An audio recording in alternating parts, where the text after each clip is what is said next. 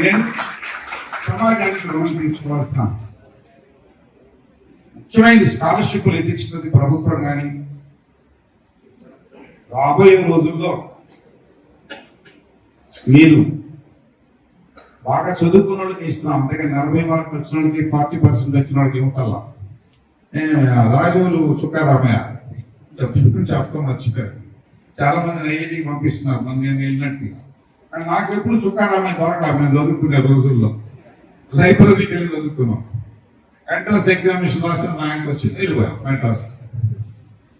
అంటే చుక్కారామయ్య, మన శ్రీనివాస గారు, మేడిచర్ల శ్రీనివాసరావు, రాజులు చుక్కారామయ్య, ఆయన నిక్నేమ్. అదొకటే నాకు గుర్తుంది. డిగ్రీలో నేను డిగ్రీ తీసుకున్నా, మీరు తీసుకోబోతున్నారు.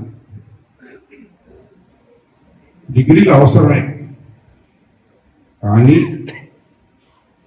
డిగ్రీ కన్నా కూడా డిగ్రీ మనం సంపాదించిన తర్వాత బీటెక్ కానీ ఎంబీబీఎస్ కానీ సంపాదించిన తర్వాత దీన్ని చెప్పారైనా దేశ అభివృద్ధి కోసం మనం ఏ విధంగా ఉపయోగిస్తాం.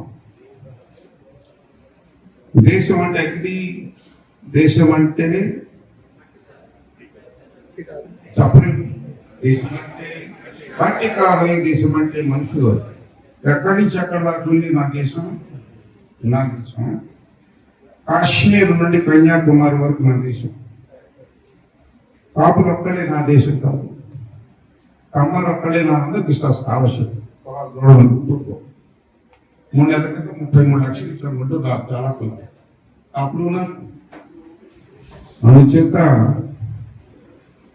మనం ఏమి చదివినా, ఏది ఆలోచన చేసినా పూర్తిగా దేశాన్ని దృష్టిలో పెట్టుకొని చేయాలి. కాపు సమాజాన్ని కాదు, దేశాన్ని గుర్తుపెట్టుకుని మనం దేశం వర్తమాన పుత్రులు పుత్రికలు